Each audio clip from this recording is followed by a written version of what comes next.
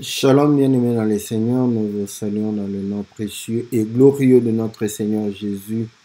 Nous sommes dans la joie de pouvoir réellement nous retrouver et partager cette parole avec chacun de vous dans le nom précieux et glorieux de notre Seigneur. C'est mercredi et comme tous les mercredis, c'est votre mission que la Bible parle.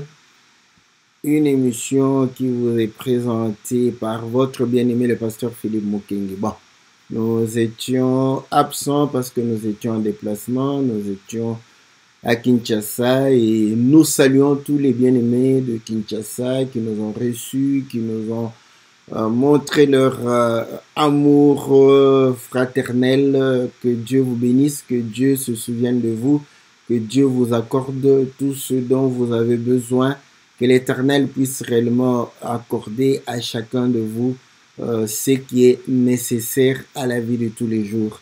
Voilà, bien-aimés, donc aujourd'hui, nous reprenons et j'avoue que je suis un tout petit peu fatigué.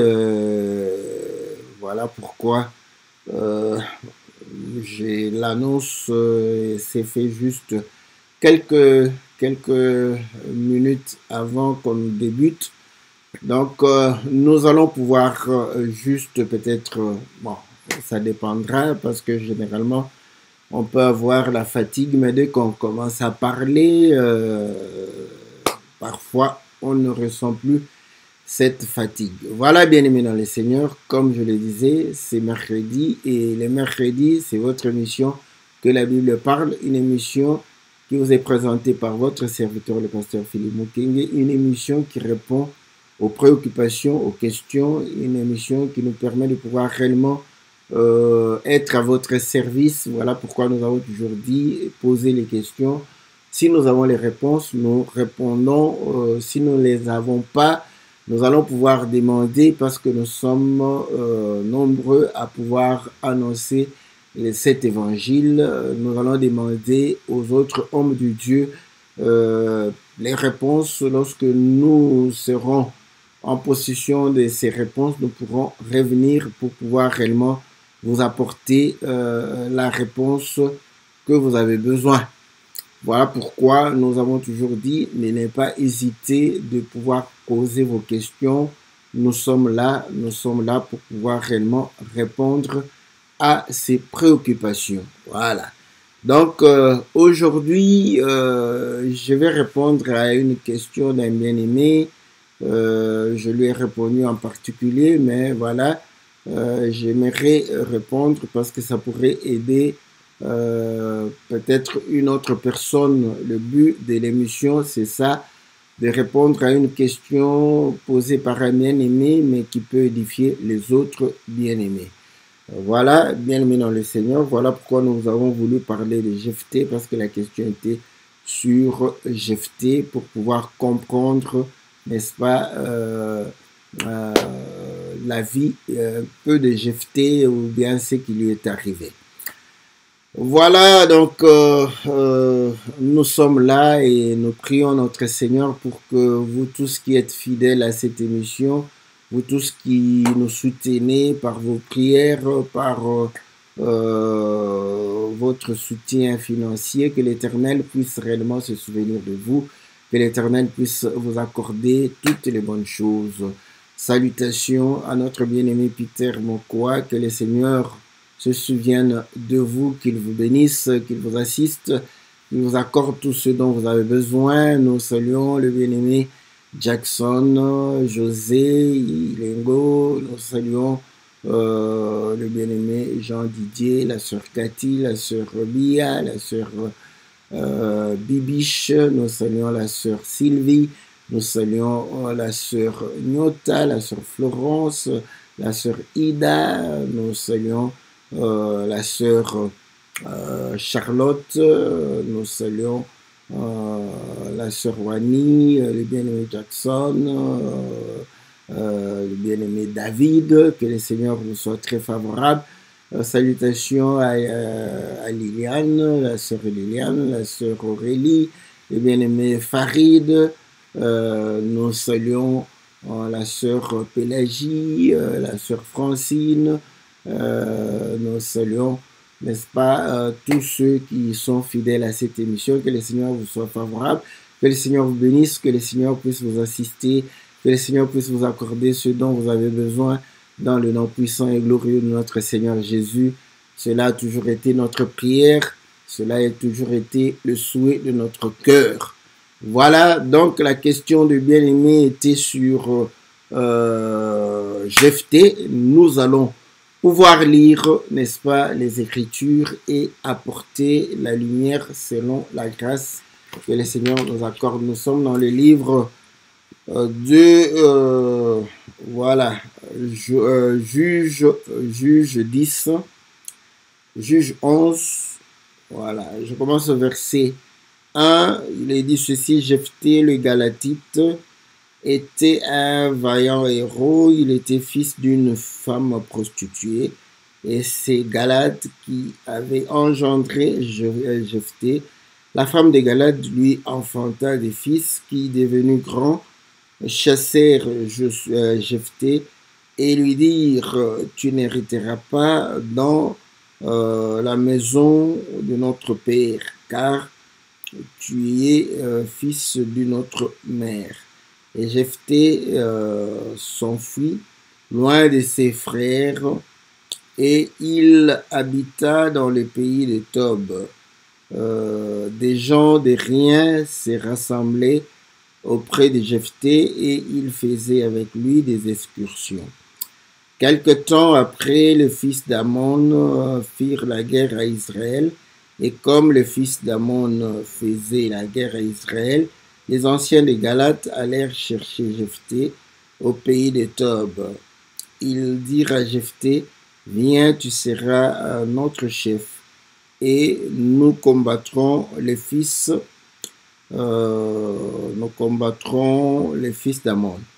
Jephthé répondit aux anciens de Galates: n'avez-vous pas eu de la haine pour moi et ne m'avez-vous pas chassé de la maison de mon père?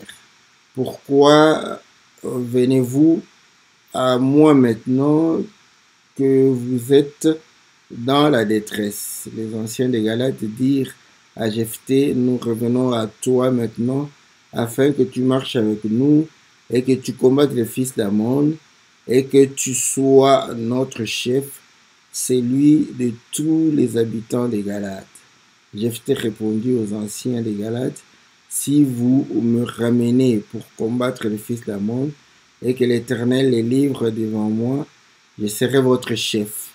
Les anciens des Galates dirent à Jephthé: que l'Éternel nous entende et qu'il juge si nous ne faisons pas ce que tu dis. Jephthé partit avec les anciens des Galates. Le peuple le mit à sa tête et l'établit comme chef. Jephthé répéta devant l'Éternel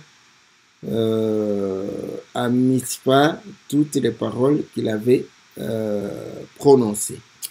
Voilà ce que nous pouvions, donc nous avions lu jusqu'au verset 11, donc ce que nous pouvons réellement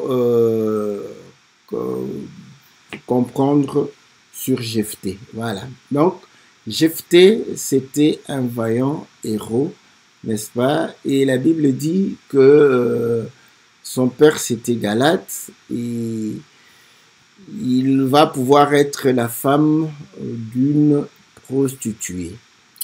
Et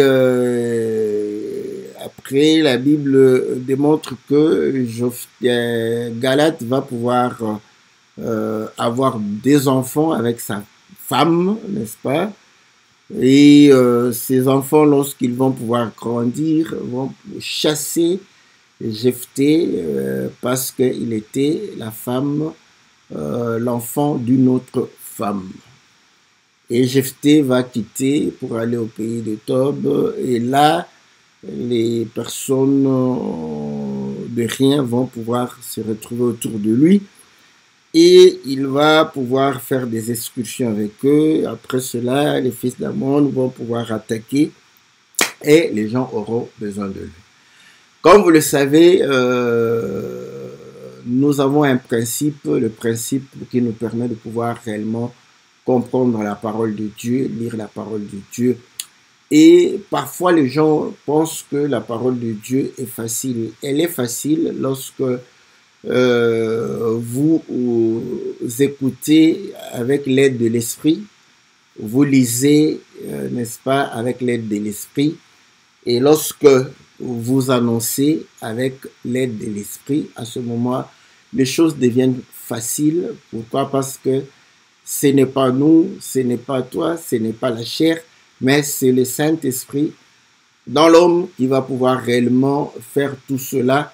Et toutes ces choses sont faciles au Saint-Esprit parce que le Saint-Esprit était, n'est-ce pas, au moment où on rédigeait, n'est-ce pas, ces Écritures, le Saint-Esprit, n'est-ce pas, et l'auteur même de ces écrits. Voilà pourquoi lorsqu'il s'agit de la prophétie, la Bible dit que c'est poussé par le Saint-Esprit que les hommes ont parlé de la part de Dieu. Donc, vous allez comprendre que déjà, sur le plan de la prophétie, nous avons une certitude que c'est poussé, le Saint-Esprit, c'est la poussée du Saint-Esprit que les hommes ont parlé. Mais cependant, nous avions cru que les choses qui arrivaient dans la vie des hommes de Dieu pouvaient dépendre d'eux, mais cependant, la Bible nous montre que il n'est pas donné aux fils des hommes de pouvoir compter leurs pas. C'est Dieu qui les compte, c'est Dieu qui oriente, c'est Dieu qui dirige, n'est-ce pas? Et nous comprenons que aucune chose ne peut arriver sans que l'Éternel en soit l'auteur. Et même le malheur ne peut atteindre une ville sans que Dieu ne puisse en être l'auteur. Donc là, on comprend que aujourd'hui, nous avons compris que même les gestes, même ce qui était arrivé, lorsque c'est écrit, ça fait partie de la prophétie. C'est là qu'il est dit que vous sondez les Écritures pour trouver en elles la vie éternelle. Ce sont elles qui rendent témoignage de moi. Donc les Écritures rendent témoignage, n'est-ce pas, de Jésus. Et Pierre dit que aucune prophétie de l'Écriture ne peut être l'objet, n'est-ce pas, d'une interprétation particulière. Attendez, je vais vérifier. Je vais vérifier l'Écriture pour que c'est 2 Pierre 1. Voilà. Je suis juste pour savoir si j'ai bien énoncé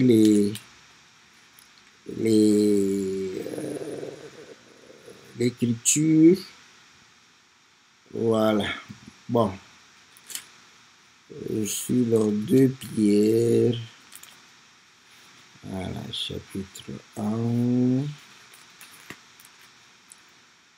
Voilà. On dit, sachant d'abord que, au verset 20, sachant tout d'abord vous-même qu'aucune prophétie de l'Écriture, voilà. Je voulais juste savoir, aucune prophétie de l'Écriture, vous voyez, donc l'Écriture, n'est-ce pas, fait partie de la prophétie. Donc là, on comprend que même si l'Écriture est en train de pouvoir parler d'une vie, d'un acte, d'une situation, cette vie, cet acte, cette situation fait partie aussi de la prophétie, n'est-ce pas? Donc là, le Seigneur, dans le livre de Matthieu chapitre 15, n'est-ce pas? Le Seigneur va pouvoir réellement parler de David pour dire, n'avez-vous pas ce que David avait fait? Voilà. Donc, il se réfère à l'acte de David. Il va pouvoir se référer, n'est-ce pas, à ce que David avait vécu. Non seulement les paroles, mais les actes deviennent aussi prophétiques. Nous avons encore une autre écriture avec Ésaïe. Ésaïe va pouvoir déclarer pour dire que moi et mes enfants, nous serons des signes et des présages. Vous voyez? Donc, la vie d'Ésaïe ainsi que de ses enfants sera un présage pour Israël. D'ailleurs, l'enfant que Ésaïe avait eu avec, je crois, la prophétesse, devrait, n'est-ce pas, au moment où il allait être sévré, devrait annoncer, n'est-ce pas, une guerre que le Seigneur avait prophétisée. Donc, vous comprendrez que tout ceci nous donne, n'est-ce pas, la voie à pouvoir comprendre que ce qui arrive à un homme de Dieu, c'est prophétique. Je ne parle pas d'homme de Dieu aujourd'hui. Voilà. Dieu a fait grâce que David, Moïse, Abraham, Isaac, Jacob, Salomon, tous ces gens, n'est-ce pas, les Pierre, les Paul, les Timothée, on a écrit leur nom, n'est-ce pas, dans la Bible, et l'échantillon des hommes de Dieu et de ce que Dieu voulait annoncer à son peuple a été, n'est-ce pas, réellement fixé au travers ces hommes-là, ces personnages-là. Nous ne devons pas être jaloux d'eux. C'est vrai que nous écrivons la Bible, mais sur nos propres corps, sur nos propres chairs, tel qu'il est dit dans 2 Corinthiens chapitre 3, que nous sommes des lettres vivantes écrites, n'est-ce pas, par le ministère, par l'Esprit écrivant sur nos cœurs la parole de Dieu, afin que ceux qui ne savent pas lire cette Bible, n'est-ce pas, nous, comme nous continuons à pouvoir écrire la Bible sur nous, qu'ils lisent cette parole de Dieu sur nos vies. Voilà. C'est de cette manière que nous continuons à écrire la Bible. Voilà. Quand on dit à écrire, c'est-à-dire que nous confirmons, n'est-ce pas, ce qui a été écrit. Parce que nous n'allons pas contredire. Voilà pourquoi nous disons que si on est réellement conduit par le Saint-Esprit, et si le Saint-Esprit écrit en nous, il n'écrira que ce qu'il avait déjà annoncé, ce qu'il avait déjà écrit. Voilà pourquoi nous ne pouvons pas faire des choses qui ne soient pas conformes à la parole de Dieu. Donc, tout ça, c'était pour dire que lorsque nous lisons les témoignages des paroles, des vies, des actes, n'est-ce pas, des hommes de Dieu, du peuple de Dieu, de tous ceux qui ont été comme personnages dans les Écritures, ils font partie de la prophétie. Voilà pourquoi nous devons pouvoir chercher à comprendre cela. Donc, ceci pour nous permettre de lire cette parole. Jephthé, c'est tout à fait normal, un vaillant héros. Donc là, nous pouvons faire référence au Seigneur Jésus. Voilà. La difficulté était que, vous voyez que c'était l'enfant d'une prostituée. Voilà.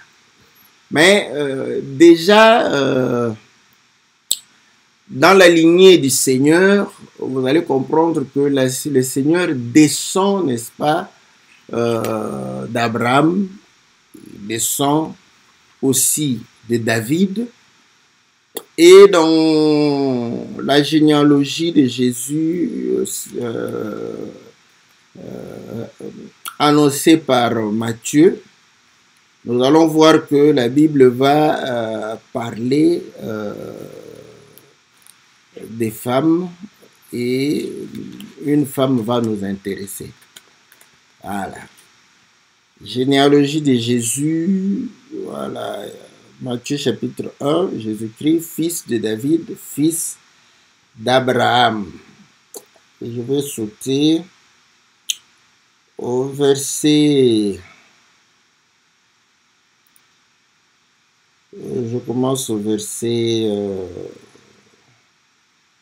5. On dit Salmon engendra Boaz de Rahab. Boaz engendra Obed de Ruth. Obed engendra Isaïe, Isaïe engendra David, le roi David engendra Salomon de la femme d'Uri. Ah, vous voyez, ici donc, ils vont annoncer 3 femmes. Et ce sont des femmes problématiques. Rahab était prostituée, donc c'est plus facile pour nous. Jephthé, fils de Galad, mais né d'une femme prostituée, n'est-ce pas, était un vaillant héros, n'est-ce pas, en Israël. Comme nous avions dit que les Écritures rendent témoignage de Jésus, et on sait que les personnages, n'est-ce pas, les hommes de Dieu reflétaient, annonçaient, n'est-ce pas, la venue de Jésus. Non seulement en parole, mais en acte. Voilà pourquoi nous avons compris que la vie de Jephthé devrait annoncer le Seigneur Jésus. Et comme on sait que Jésus, c'est un vaillant héros, n'est-ce pas, là au moins, c'est beaucoup plus facile. Maintenant, fils d'une prostituée, ça peut compliquer.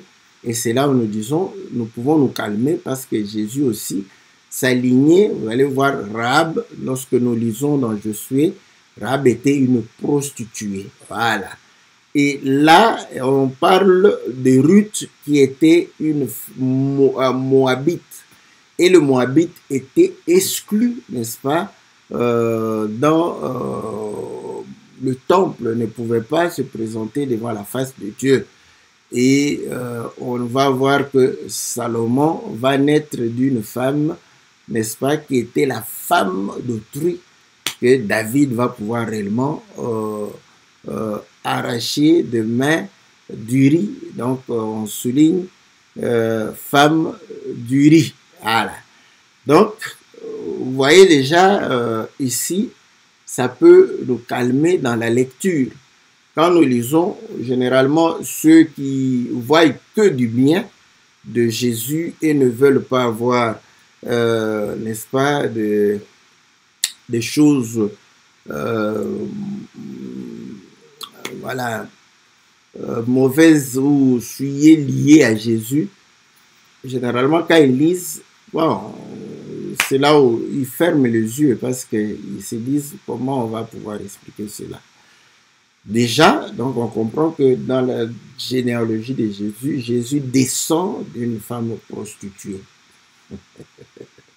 Voilà. Donc, Jephthé, descendant d'une femme prostituée, n'est-ce pas? Ça ne peut pas, ça ne doit plus, n'est-ce pas? Ça devrait, mais ça ne doit plus nous choquer parce que nous voyons aussi que Jésus est descendu de Rahab. Voilà. Et vous savez que généralement, dans la Bible, on ne parle pas de la femme car la femme n'est pas comptée. Mais curieusement, ces femmes sont comptées. Vous allez voir que ce sont des femmes qui vont être caractérisées par un élément. Donc, voilà comment nous pouvons, comme je dirais, ouvrir cette porte ou, voilà, décoder, n'est-ce pas, la femme prostituée.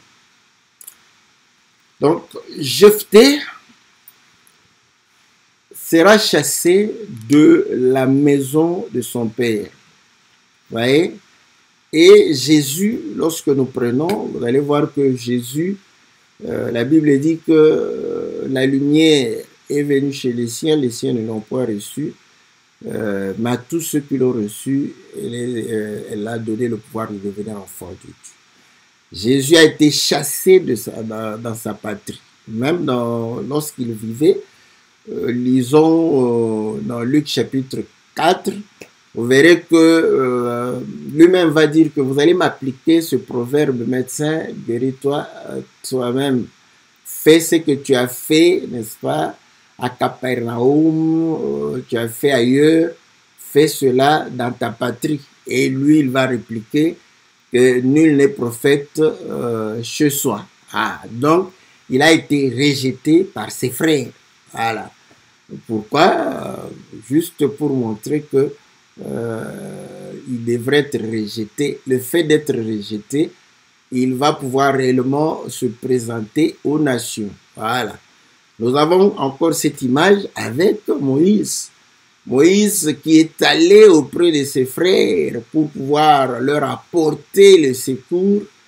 Mais vous allez voir que c'est un de ses frères qui va pouvoir réellement le rejeter pour lui dire que qui t'a établi chef sur nous, n'est-ce pas? Ils l'ont rejeté et lorsque Moïse va s'enfuir, il va aller, n'est-ce pas, rencontrer une femme étrangère, n'est-ce pas? Et c'est là où il va pouvoir épouser cette femme. Donc, vous allez comprendre que ça, c'est aussi une autre image du fait d'être rejeté dans sa maison. Nous avons Joseph qui a été aussi rejeté, n'est-ce pas, par ses propres frères. Et Joseph va se retrouver, n'est-ce pas, en Égypte et il fera le bonheur de l'Égypte. Donc, vous voyez, et là, avec Joseph, c'est plus facile. On comprend qu'il a été rejeté, il devient une bénédiction pour l'Égypte et l'Égypte ne va pas manquer le pain.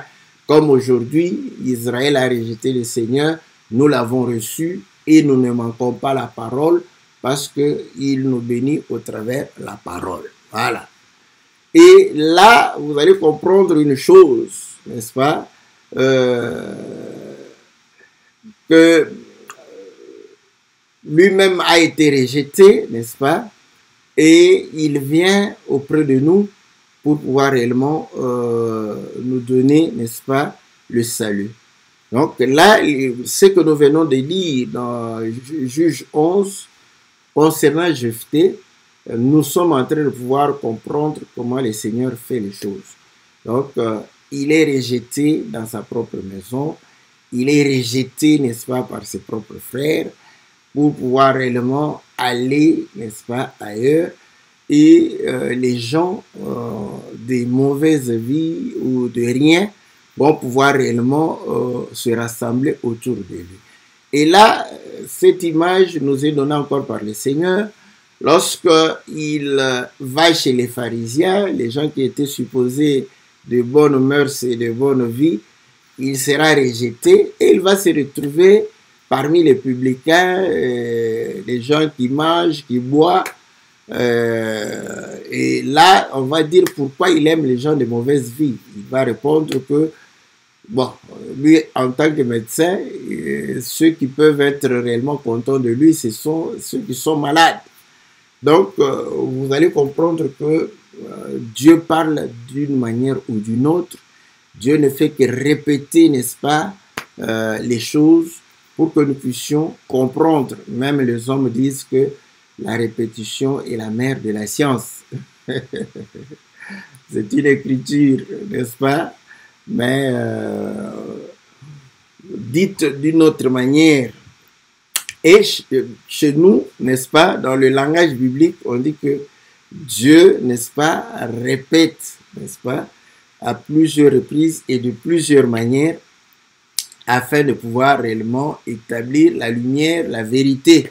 Et il dit le témoignage de 2 ou de 3 est vrai. Donc, comprenez que la vérité est établie par la répétition du témoignage. Voilà. Et là, on comprend que Jephthé, femme d'une prostituée, sera réellement déshérité par ses frères qui vont pouvoir le chasser et il va aller ailleurs.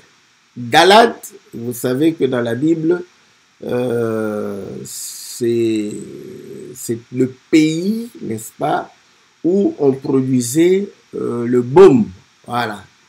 Le pays où on était en train de pouvoir produire le baume. Attendez, les gens qui aiment bien les précisions, ils vont peut-être chercher à ce que je puisse donner une écriture. Je vais essayer de donner écriture. Baume de Galade. D'ailleurs, vous allez voir qu'on parle de baume de Galade. Voilà, attendez, je suis dans j'ai fait juge. Voilà, on mettez Juge 11. Je vais revenir là pour... Voilà. Voilà.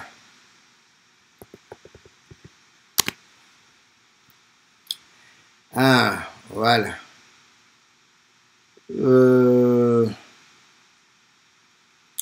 Dans le livre de Jérémie, au verset 22, on dit, n'y a-t-il point de baume en Galade? N'y a-t-il point de médecin? Pourquoi donc la guérison de la fille de mon peuple ne s'opère-t-elle pas? Donc nous voyons que Galade, n'est-ce pas, c'était là où on produisait le baume, n'est-ce pas? Et on comprend que c'est le médecin qui a besoin de baume pour pouvoir réellement soigner, n'est-ce pas, les malades. Et ici, comme on a lu dans Marc chapitre 2, je crois, c'est l'histoire où le Seigneur est en train de se présenter comme médecin, n'est-ce pas? Donc, il apporte la guérison, il apporte, n'est-ce pas, le baume. Donc, nous voyons que Jephthé, venant de Galade, n'est-ce pas, devrait apporter le salut. Et là, lorsque nous lisons, nous comprenons que le Seigneur, n'est-ce pas, apporte la guérison. Nous avons, n'est-ce pas, la maladie, n'est-ce pas, physique, et il y a une maladie spirituelle. Et là, on peut voir dans le livre de Jean chapitre, je crois, 11, c'est là où on parle de la mort de Lazare. Je vais voir si ma mémoire est bonne, n'est-ce pas? Dans le livre de Jean chapitre 11, c'est l'histoire de qui? L'histoire de Lazare, voilà.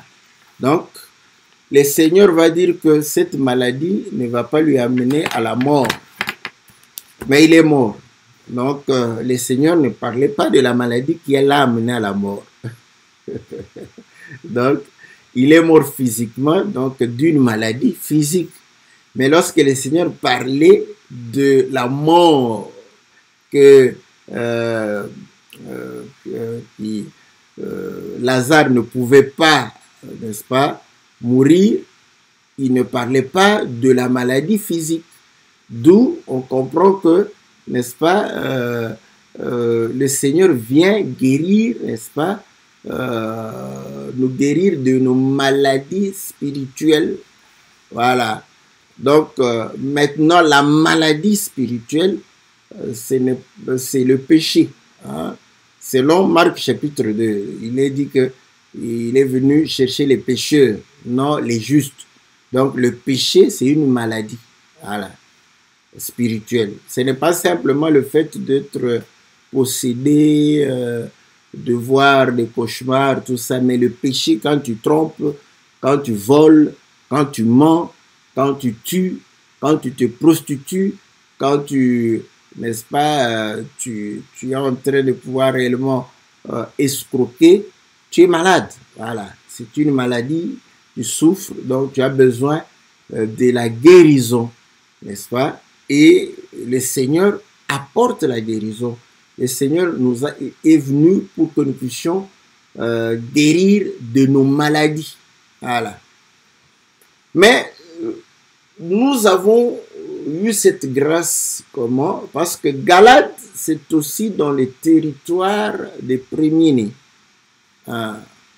Donc, et là, même l'histoire de Joseph va nous aider. Vous allez comprendre qu'il y avait des marchands qui venaient des Galades, je crois. Des Galades. Et là, ils avaient acheté, n'est-ce pas, le baume, les aromates, et ils descendaient en Égypte. Voilà. Donc, lorsqu'ils descendaient en Égypte, c'est là où ils vont pouvoir ramener qui? Ils vont ramener Joseph en Égypte. Voilà, donc Genèse 37, on dit ceci au verset 25.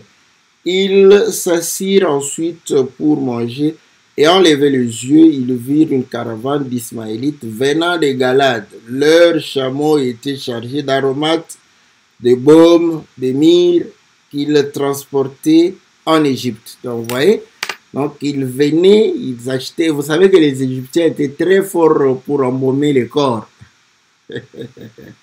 Alléluia, ça c'est bon. Vous voyez?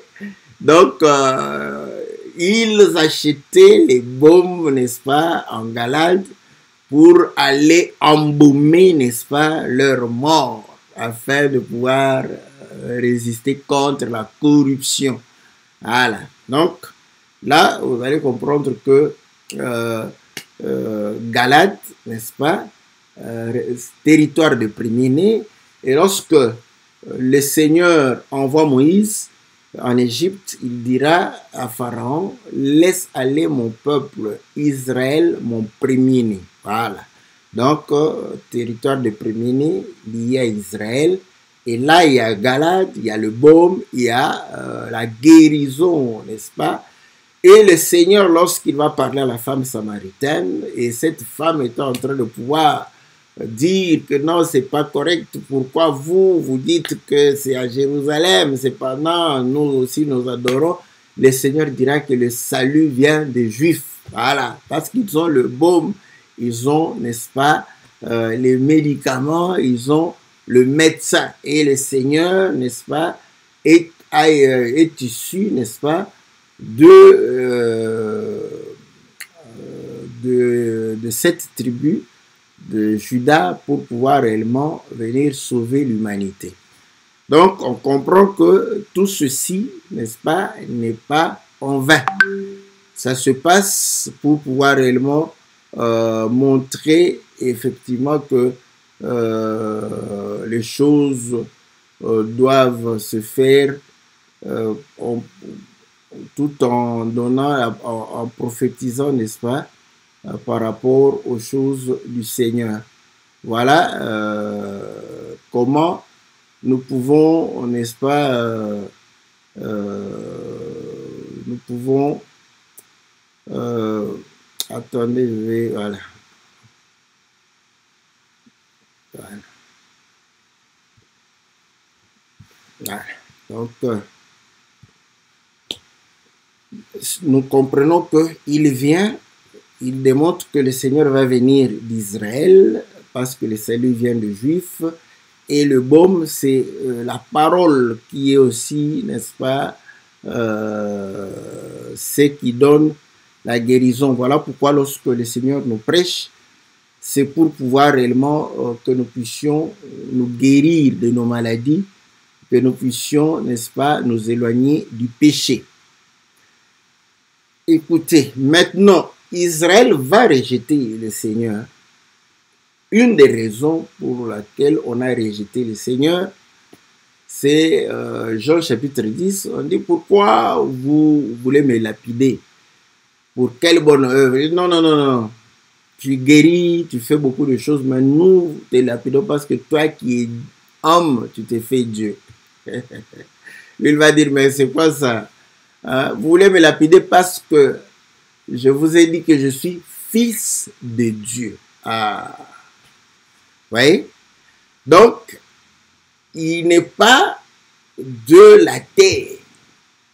Et dans 1 Corinthiens chapitre 15, il est dit que le premier Adam vient de la terre. N'est-ce pas? Dieu va rassembler la terre. Et Ésaïe 62 nous dit que cette terre, on peut l'appeler épouse. Donc une femme. On comprend que la terre est une femme. Nous sommes tous, n'est-ce pas, sortis de la terre. Voilà pourquoi lorsque le Seigneur dira tu es poussière, tu retourneras à la poussière. Lorsque nous mourrons, tout le monde, n'est-ce pas, bon, généralement, on vient rappeler à tous que voilà, il est poussière, il est rentré à la poussière. Voilà, nous sommes rentrés d'où nous étions, voilà, sortis. Donc la terre est notre mère, voilà. Vous voyez? Donc on comprend que Israël Abraham va pouvoir réellement être mis à l'épreuve. Le Seigneur lui dit de compter les étoiles du ciel, il dit telle sera ta postérité, et de compter le sable de la mer, il dit telle sera ta postérité. Donc on voit que il y a une postérité terrestre, donc celle d'Israël, n'est-ce pas, et une postérité céleste. Donc Jésus, selon 1 Corinthiens chapitre 15, il est venu du ciel. Voilà. Donc le ciel, n'est-ce pas, et aussi le ciel peut être une mer. Voilà. Le ciel, c'est une mer. Bon, comment? Parce que comment je peux déclarer que le ciel, c'est une femme, une mère? Vous allez comprendre que la Bible dit que le ciel est son trône et la terre son marchepied. Voilà. Donc, c'est là où il exerce son autorité. Retenez ça. Vous voyez? Or, lorsque l'homme a péché, on dit que l'homme dominera sur la femme. Donc, vous voyez, exercera l'autorité sur la femme. Voilà pourquoi il est dit que j'interdis à la femme de prendre de l'autorité sur l'homme. Voilà. Vous voyez? Donc, et il y a cette image de Salomon. Quand il est devenu roi, il y a son frère qui voulait le court-circuiter, Adonijah. Mais il s'est fait que, vous connaissez l'histoire, ceux qui ne connaissent pas, ils peuvent lire, n'est-ce pas? Il s'est fait qu'on a intronisé Salomon avant que le frère ne soit déclaré roi. Donc, la chose a été réellement, annulée dans ce sens-là. Mais quand ils sont restés, vous connaissez que David, quand il était malade, on a pris une femme, jeune femme, pour pouvoir réchauffer David. David ne l'a pas connue. Et Adonijah, c'était une femme belle. Adonijah va demander à la mère de Salomon de lui donner, de demander à Salomon de lui donner cette femme-là. Dès que la mère de Salomon a demandé, n'est-ce pas, à Salomon de donner à son frère la femme qui était destinée à chauffer David, Salomon va pouvoir interpréter pour dire que demande le trône pour Adonijah. Donc, vous voyez, donc la femme de David, si on lui donne Adonijah, c'est comme si on lui donnait le trône. Voilà.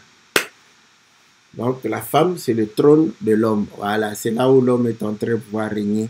Donc, on comprend que le ciel peut être aussi, vous voyez, c'est une autre femme, une autre mère. Voilà.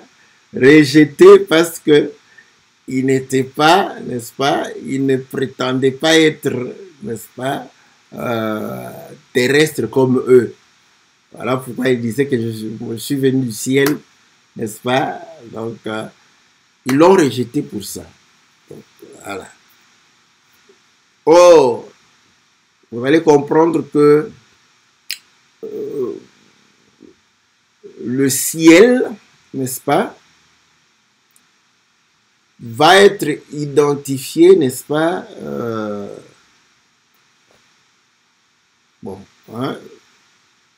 va être identifié, n'est-ce pas, au royaume, tout ça. Bon, mais vous allez comprendre que nous avons, lorsque dans Galates, Paul est en train de pouvoir parler, il parle, n'est-ce pas, de la Jérusalem céleste. Vous voyez, une femme céleste, et de la Jérusalem d'en bas actuelle, c'est que représentait Agar. Donc déjà cette image aussi nous montre qu'il y a une femme céleste, une femme d'en bas. Donc lui, n'est-ce pas, et, n'est-ce pas, de cette Jérusalem-là, voilà, de cette femme, née de cette femme, née du ciel, céleste, il est, n'est-ce pas, céleste, et il a été rejeté pour ça. Vous comprenez? Lorsque nous lions à Sarah, dans Galates, n'est-ce pas? Je ne veux pas trop lire, sinon, bon, lisons. Comme je dis toujours que le doctorat me fatigue, n'est-ce pas? Galates chapitre, voilà, chapitre 4. On dit au verset 2. Ces choses sont allégoriques, verset 24. Car ces femmes sont deux alliances.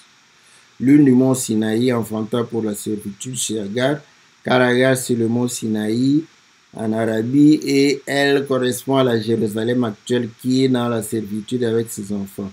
Mais la Jérusalem d'en haut est libre, c'est notre mère. Voilà, c'est une alliance. Et vous allez comprendre, cette alliance représente la grâce. Ah. Donc, vous allez, quand on revient, j'étais né d'une femme prostituée. Maintenant, la femme prostituée, n'est-ce pas?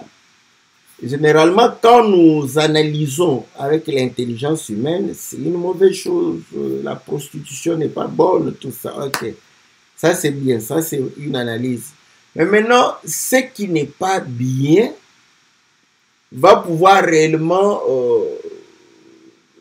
permettre à ce qu'on ait un vaillant, un sauveur. Vous voyez? Donc à ce moment-là, qu'est-ce que nous pouvons dire? Que la chose qui n'est pas agréée par les hommes, mais est agréée par Dieu, cette chose a trouvé grâce. Ah, vous voyez? Donc, la femme prostituée représente la grâce. C'est simplement parce qu'elle ne mérite rien du tout. Rien. Ouais? Parce qu'elle elle n'est pas digne. Elle n'est pas digne. Regardez, Marie qui était vierge va se comporter comme une femme qui ne mérite pas. Il dit, mais moi, je ne mérite pas que je puisse avoir cet honneur-là. C'est comme ça que nous lisons la Bible, n'est-ce pas? Nous lisons la Bible comme ça. Vous voyez comment je peux lier une prostituée à une vierge? Vous voyez? Et donc, ça dépasse l'entendement humain. Ça n'a rien à voir avec un raisonnement humain. Donc, vous allez voir que une femme prostituée ne mérite pas, elle ne mérite rien. Donc, elle est rejetée par les hommes, mais choisie par Dieu. Ah, ça c'est une grâce. Donc, voilà pourquoi vous allez comprendre que Rahab a trouvé grâce. Voilà. Maintenant, qu'est-ce qui caractérise la prostituée et la vierge, la sainte Vierge Marie? Vous allez comprendre que elle n'a pas refusé de recevoir les instructions, n'est-ce pas, de la part du Seigneur, de recevoir la parole de la part du Seigneur. Qu'il me soit fait, n'est-ce pas, selon ta volonté. Voilà. Vous allez comprendre que la prostituée, elle reçoit, elle accepte, n'est-ce pas, quand on l'a choisie, elle accepte. Elle accepte, c'est ça, n'est-ce pas, cet élément que nous voyons. Donc, c'est une femme qui a trouvé grâce. Et la Bible dit que la loi, n'est-ce pas, est venue avec Moïse. Les règles, respect des règles, respect de lois, des coutumes avec Moïse. Mais la grâce, voilà, donc ce qui est rejeté, mais qui a trouvé du prix devant Dieu, c'est ça, cette grâce. Vous voyez, est venue avec Jésus. La grâce et la vérité sont venues avec le Seigneur Jésus.